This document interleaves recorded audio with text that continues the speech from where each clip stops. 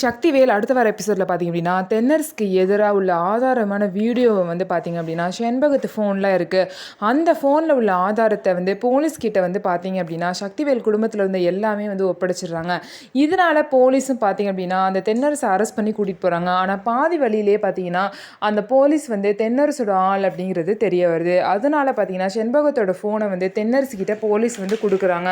இது மட்டும் இல்லாமல் தென்னரசி வந்து தப்பிக்க விட்டுறாங்க. தென்னரசு வந்து போலீஸ்கிட்ட அவங்களாம் வந்து கோவப்பட்டு உங்கள்கிட்ட கேட்டால் என்ன சொல்லுவீங்க அப்படின்னு சொல்லிட்டு கேட்டதுக்கு போலீஸ் வந்து என்ன சொல்கிறாங்க அப்படின்னா, அவங்களாம் வந்து பிரச்சனை பண்ணால் அவங்க எல்லா மேலேயும் கேஸை போட்டு உள்ளே தள்ளிடுவேன்னு சொல்லிட்டு பயம் உறுத்துவேன் அப்படின்னு சொல்லிட்டு போலீஸும் கிளம்பிடுறாங்க. இன்னும் சைடு பார்த்தீங்கன்னா தென்னரசு வந்து தப்பிச்சதுக்கப்புறம் தென்னரசு வந்து இந்த மாதிரி தேனுக்கு கால் பண்ணி என்ன இவர் கால் பண்ணுறாரு அப்படின்னு சொல்லிட்டு தேன் வந்து நினைக்கிறாங்க. அதுக்கு வந்து தென்னரசு என்ன நான் ஜெயிலுக்கு போயிடுவேன்னு நினச்சிட்டு இருக்கியா, போலீஸ் என்னோட ஆள் அதான் தப்பிக்க விட்டுட்டாரு, நீங்கள் கொடுத்த ஆதாரம்லாம் அழிஞ்சிருச்சு, இனிமேல் உங்களால் ஒன்றுமே பண்ண முடியாது, நீ எனக்கு ஒரே ஒரு நல்லது பண்ணுறேன்னா நீயே வந்து போய் செத்துரு, அப்போ தான் என் மேலே கொலைப்பழி விழாமல் இருக்கும் அப்படின்னு சொல்லிட்டு தேனிக்கிட்ட வந்து தென்னரசு வந்து பேசுவாங்க.